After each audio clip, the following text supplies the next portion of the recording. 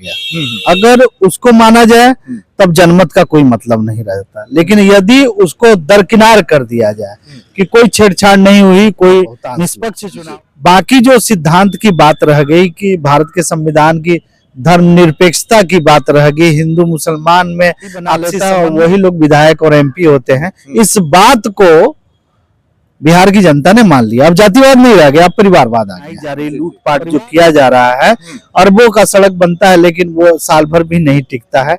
इन सब का परिणाम कर्ज के रूप में आएगा। 2-4 पिछड़ों की है, तब पिछड़ों की है, और तब स्वर्ण कास्ट मात्र 30 से 32 हजार ही लोग हैं। तो एक तरह से कहा जाता है पूरी तरह से आपने परसेप्शन पहले से दिमाग में बैठा लिया नहीं कि भास्कर जी तो दलित समाज से हैं, तो दलित सीट पे ही लगे। भारत का संविधान ये अलाउ करता है। नमस्कार, मैं रविंद्र कुमार और देखना शुरू कर चुके हैं बेनिफिट टीवी। आज हमारे साथ खास मेहमान जुड़ चुके हैं डॉक्टर वीरेंद्र भास्कर जी, जो कि लगातार राजनीतिक में बने हुए हैं, चुनाव के पहले भी और चुनाव के बाद भी। गुरुआ विधानसभा जो गया जिला में है, वहां से ये निर्दलीय प्रत्याशी के रूप में चुनाव लड़े। हालांकि इनकी जीत ना हो सके, लेकिन हम उसी अनुभवों को आपके साथ साझा करना चाहते हैं कि एक व्यक्ति अगर चुनाव लड़ता है तो क्या क्या अनुभव कर सकता है। आप भी अगर चुनाव लड़ने की सोच रहे हैं या चुनाव लड़ने का प्लान बना रहे हैं कि फिर हम आने वाले बिहार विधानसभा या लोकसभा में चुनाव लड़ेंगे, तो किन किन परिस्थितियों को सामना करना पड़ेगा, एक खास अनुभव लेके आपके लिए आए हैं। आपके बहुत काम के हैं, वीडियो से जाइएगा मत। अगर चैनल को सब्सक्राइब नहीं किए तो जरूर सब्सक्राइब कर लें। एक अच्छा अनुभव आपको दिलाने जा रहे हैं, तो बहुत बहुत स्वागत है सर। बहुत बहुत आपका भी धन्यवाद। आपके दर्शकों को नए वर्ष की शुभकामनाएं जी। 2025 का जो चुनाव हुआ था उसमें, तो 2025 में जब गुरुआ विधानसभा में आपने चुनाव लड़ा तो क्या क्या अनुभव किया सर? अनुभव नहीं, ये तो पूरी दुनिया देखी कि चुनाव के परिणाम क्या हुए। व्यक्तिगत अनुभव अभी कोई ज्यादा मायने नहीं रख रहा है, लेकिन जो सामूहिक निर्णय या मैंडेट या जनमत जो जनता ने दिया, अगर उसको सही माना जाए, दो बातें हैं।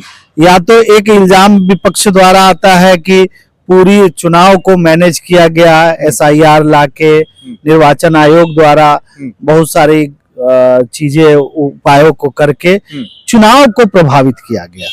अगर उसको माना जाए तब जनमत का कोई मतलब नहीं रहता, लेकिन यदि उसको दरकिनार कर दिया जाए कि कोई छेड़छाड़ नहीं हुई, कोई निष्पक्ष चुनाव हुए, तो जनता का ये मैंडेट है कि आज जो है वो मेटेरियलिस्टिक हो गई है, भौतिक हो गई है। अब उसे दुख दर्द से नहीं, सिद्धांतों से नहीं, बल्कि जो उनके आर्थिक उपायों को या लाभ को ज्यादा से ज्यादा बताएगा, चाहे वो थोड़ा सा ही सही, 5 किलो अनाज ही सही, 10,000 का लोन ही सही, जीविका के माध्यम से या प्रधानमंत्री के माध्यम से, जो भी छोटी छोटी चीजें हैं, उससे आम जनता प्रभावित होती है, बहुतांश लोग। बाकी जो सिद्धांत की बात रह गई कि भारत के संविधान की धर्मनिरपेक्षता की बात रह गई, हिंदू मुसलमान में आपसी समन्वय की बात, ये सब दरकिनार हो गए। अब तो जातिवाद भी टूट चुका है। अच्छा, जातिवाद इसलिए टूट चुका है कि बिन कहे हुए अगर एनडीए को इतनी बड़ी सफलता मिली है, तो इसका मतलब है कि ये तो जातीय गैंग चला रहे हैं। पार्टियां नहीं, गैंग कहिए कि एक परिवार का 4 व्यक्ति जो है मिलकर पार्टी बना लेता है और वही लोग विधायक और एमपी होते हैं। इस बात को बिहार की जनता ने मान लिया। अब जातिवाद नहीं रह गया, अब परिवारवाद आ गया है। परिवार को मानता है लोग, अब जाति तो छोड़ दीजिए। तो जातियों का एक पूरा ये गैंग है, समूह है, जो बिहार की जनता को मना लेती है और बिहार की जनता मान चुकी है। अब रही बात कि आने वाले समय में आप राजनीतिक तौर पे देखेंगे जो जागरूक लोग हैं कि आप देश का जो जीडीपी है या बिहार का जो वित्तीय स्थिति है, और आने वाले समय में जो जिस दिशा में रैपिड ग्रोथ के नाम पर जो ये तरह तरह के सड़क योजनाएं बनाई जा रही, लूटपाट जो किया जा रहा है, अरबों का सड़क बनता है लेकिन वो साल भर भी नहीं टिकता है। इन सब का परिणाम कर्ज के रूप में आएगा 2-4 साल के अंदर में ही, जब इस बात के लिए लोग चिंतित होंगे कि अरे बाप, हमने ये क्या गलती किया। खैर, जो भी हो, अनुभव यही रहा कि जनता जो है अब बाकी चीजों पर वो देश के मौलिक मुद्दों पर और प्रदेश के विकास पर नहीं बल्कि व्यक्तिगत लाभ पर ज्यादा ध्यान देती है। सर ये बताइए कि वहाँ जो भौगोलिक स्थिति थी वो किस तरह था आपके गुरुआ विधानसभा में? डेमोग्राफी अगर कहिएगा तो डेमोग्राफी में होता है कि उस एरिया में जातीय बहुलता, आप शायद पूछना चाह रहे हैं, हाँ। समीकरण पूछना चाहे हाँ। तो डेमोग्राफी के मामले में गुरुआ विधानसभा चूंकि जनरल सीट है, अच्छा। लेकिन वहाँ जो बहुतांश जो जनसंख्या है हाँ। वो सबसे ज्यादा दलितों की है, अच्छा। इसके बाद अति पिछड़ों की है, तब पिछड़ों की है और तब स्वर्ण कास्ट मात्र 30 से 32 हजार ही लोग हैं। तो एक तरह से कहा जाता है पूरी तरह से बैकवर्ड कम्युनिटी द्वारा स्थापित वो गुरुआ विधानसभा है। पहले आरजेडी के थे, इस बार दागी समाज के बीजेपी के कैंडिडेट जिए और वो जीते भी। ये है। आपने इस निर्णय कैसे लिया कि हमें जनरल सीट पे लड़ना है सर? क्योंकि जो आमतौर पर देखा जाता है कई दिग्गज जो है रिजर्वेशन सीट से लड़ते, तो फिर आप मेरे बारे में ऐसा क्यों बोले? मैं क्या बोला हूँ, यहाँ तो पूरा समीकरण ही आप देख सकते हैं कि जितने भी मैंने आपको बताया कि मैं दलित कम्युनिटी से हूँ। आपने परसेप्शन पहले से दिमाग में बैठा लिया नहीं कि भास्कर जी तो दलित समाज से हैं, जी। तो दलित सीट पे ही लड़े। भारत का संविधान ये अलाउ करता है जी कि आप किसी भी सीट से लड़ सकते हैं, ये अधिकार है जी। लेकिन आपने व्यक्तिगत तौर पर निर्णय कैसे लिया? अगर मैं स्वतंत्र विचारों का व्यक्ति नहीं रहा हूँ हाँ। तो मुझे राजनीति में नहीं आना चाहिए जी। कोटा प्रणाली में कमजोर लोगों के लिए होता है जी। जिनको अगर लगता है कि हम सामान्य लोगों के साथ हम प्रतियोगिता नहीं कर सकते हैं जी।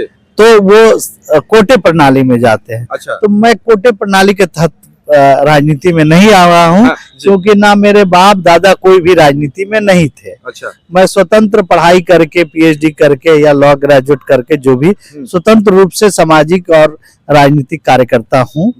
मैं मेरे पीछे किसी भी खानदान का हाथ नहीं है जी। आप सीधे सीधे कहना चाहते हैं कि जो लोग कमजोर वर्ग के हैं वो कमजोर मानसिकता के वो रिजर्वेशन सीट से लड़ते हैं। मैं कमजोर मानसिकता का नहीं, कमजोर मानसिकता जैसे मान लीजिए चिराग जी दलित कम्युनिटी से हैं, हाँ, ठीक है, हाँ। तो दलित कम्युनिटी से हैं तो आर्थिक रूप से तो कमजोर नहीं है, नहीं लेकिन दिमागी रूप से कमजोर हैं। हाँ। आप देखिए दलितों की जब बात आती है, हाँ। बिहार में जितने भी घटनाएं हो रही है उसको कुछ नहीं बोलते हैं नहीं। या भारत सरकार जितने भी एंटी SC ST एक्ट पारित करती है, जो भी हाँ। जो लोग समय समय पर बताते हैं, हाँ। उस पर कुछ नहीं बोलते हैं। अच्छा। तो ये क्या है, उनको एक सुरक्षित जगह चाहिए। उनकी मानसिकता है कि हमें अपना वैभव, अपना जो ये जमींदारी है, जातीय जमींदारी बनी रहे। हाँ। देश और प्रदेश से उनको कोई मतलब नहीं है। अगर ऐसा होता तो स्वतंत्र मानसिकता के तहत वो जनरल सीट से लड़ना चाहिए था, बोलते भी हैं। और बाकी लोगों को जो उनके समाज के और भी कमजोर लोग हैं वो उसमें से मैं नहीं हूँ, मुझे रिजर्वेशन सीट आपसे नहीं चाहिए, ठीक है। जो लोग हैं अपने पार्टी के जो इनके लिए मरते खपते हैं उनको देना चाहिए। नॉट ओनली चिराग पासवान बल्कि मैं जीतन राम मांझी जी को भी कहता हूँ कि आप इस तरह का जो बहू और बेटियों और समधीन के बीच में जो नाटक चल रहा है उसको छोड़ना चाहिए।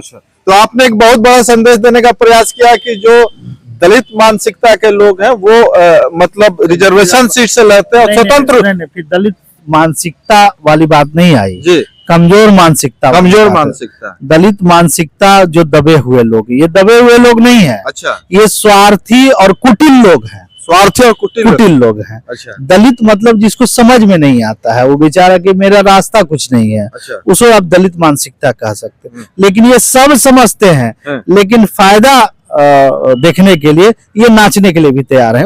जैसे लोग कहते हैं कि अपना जमीन बेच के लोग काम करना, कुछ लोग जमीन बेच के राजनीति करते हैं और कुछ लोग जमीन बेच के राजनीति करते हैं। हम लोग जमीन बेच के राजनीति करते हैं, ये लोग जमीन बेच के, बस फर्क इतना ही है, सिद्धांतों का है।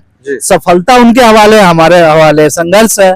संघर्ष और सफलता के बीच में ये लड़ाई। क्या कुछ सीखने को मिला इस इलेक्शन के बाद आपको? इस इलेक्शन में सीखने को यही मिला कि सत्ता के पास वो सारी चाबियां आ गई है जो उसको स्थापित करने के लिए होने चाहिए।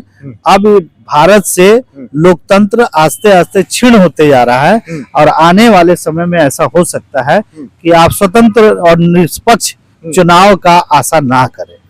क्या आप फिर अगले बार जो चुनाव होने वाला है उसमें आप शिरकत करेंगे सर? तो निश्चित तौर पे देखिए, हर हर जो है शोषण हाँ। और हर जो मनमानी कहीं ना कहीं एक आंदोलन, एक वैचारिक आंदोलन को जन्म देती है। आज जो ये लोग मनमानी कर रहे हैं उसका परिणाम हो सकता है जनता ये भी दे जी। कि वो विद्रोही स्वभाव होके भी नया तरीके से चुनाव कर दे, ये भी हो सकता है। इस आशा के साथ मैं पुनः जनता के बीच में जाऊंगा। अगर मेरे चाल और चरित्र और मेरे कार्य अगर उनको अच्छे लगते होंगे तो एक्सेप्ट करेंगे। मामला तो उनके पसंद का है, ये कोई जबरदस्ती थोड़े है कि मुझे विधायक बनना ही चाहिए, मुझे सांसद बनना ही चाहिए। मैं अपने आप को पेश करता हूं कि मुझे मौका मिलना चाहिए इस देश, इस प्रदेश की सेवा के लिए। मेरे बुद्धि और दिमाग, मेरे संघर्षों का जो फायदा है समाज को मिलना चाहिए, ये कहता हूं। और यही मेरा ये कहिए दावा है। और अगर दावे को पसंद करेंगे तो जनता मुझे चुनेगी। चलिए, बहुत बहुत धन्यवाद।